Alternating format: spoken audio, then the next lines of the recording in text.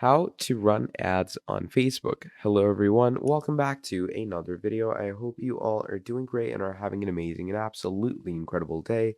In this video, we're going to be talking about how you're going to be able to run ads on your Facebook. So to do this, what you're simply going to be doing is you're going to come over to your professional account, and here you're going to go to Ads Manager, okay?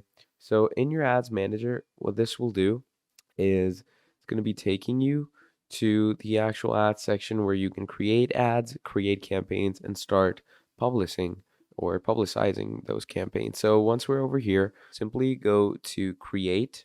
Once you click on create from here, you're going to go ahead and choose a campaign objective. Would it be awareness, traffic, engagement, leads, app promotion? I'm going to go with traffic. Click on continue.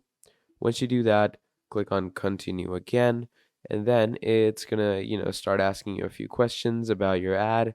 And once you answer all of them, just make sure to go ahead and click on next. It's gonna verify your data, verify your edits, click on next, keep clicking on next. And yeah, from there on out, you are going to be able to run ads on Facebook for your traffic. And that's pretty much about it for this video. So thank you for watching, and I'll see all of you in the next video. Goodbye.